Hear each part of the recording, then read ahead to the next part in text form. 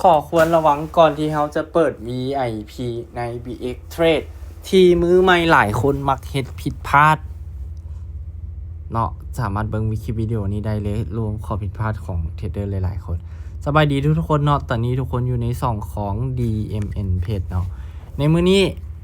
เดี๋ยวข่อยสิมาอธิบายเนาะว่าเป็นหยังมือใหม่ควรฮู้ก่อนที่เราจะเปิดตัว VIP นี้เนาะ9เหรียญนี้เราต้องฮู้หยังก่อน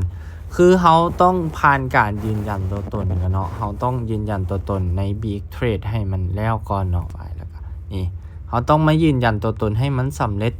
ก่อนเด้อเนาะเราต้องมายืนยันตัวตนให้มันสำเร็จก่อนแล้วเราจึงไปเปิด VIP เนาะ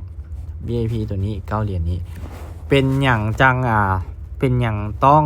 ยืนยันตัวตนก่อนเพราะว่าเวลาที่มันเป็น VIP แล้วเนาะเขาบ่ยืนยันตัวตนมันจะบ่สามารถถอนเหรียญออกได้เนาะมันจะบ่สามารถถอนเหรียญออกได้จาก XR Trade เนาะซึ่งตัว VIP นี้เขาก็สามารถยืนยันง่ายๆเนี่ยแล้วก็กดตัวนี้แล้วก็ป้อนรหัสผ่านรหัสธุรกรรมได้เลยเนาะมันก็สิเป็นการเปิดเลยเนาะสำหรับการเปิด VIP 9เหรียญแต่ในคลิปวิดีโอนี้ค่อยอาจจะบ่ได้เปิดให้เบิ่งเนาะมีแต่บอกวิธีเนาะง่ายๆทุกคนเนี่ยเขาก็กดยืนยัน2ขั้นตอนแล้วก็รหัสผ่านธุรกรรมเนาะสำนี้ก็ถือว่าเป็นอันเสร็จที่เรียบร้อยเนาะข้อดีจากการเปิด VIP แม่นเฮาสามารถ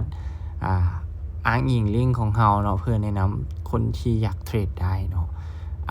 ใครที่อยากเปิดบัญชีภายใต้การดูแลของจานเนาะเปิดเป็น VIP ภายใต้การดูแลของจานปรึกษาหลังไมค์ได้เดี๋ยวสิแนะนำให้แล้วก็มีแนวทางพัฒนาให้เนาะสำหรับคนที่สิเปิดเนาะสามารถทักเข้ามาปรึกษาอบรมกันก็ได้เพื่อที่จะเปิดเนาะเปิดภายใต้การดูแลของจานนี้ก็มีการซัพพอร์ตหลายๆอย่างเนาะมีการซัพพอร์ตหลายๆอย่าง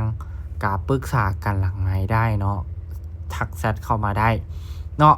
สำหรับวิดีโอนี้ฝากทุกคนไว้เพียงแต่เท่านี้เนาะเดี๋ยวเจอกันใหม่ในคลิปวิดีโอหน้าสำหรับวิดีโอนี้ขอลาทุกคนไปก่อนฝากกดติดตามไว้ถ้ามีถ้ามันเป็นข้อมูลดีๆเนาะสบายดีเนาะ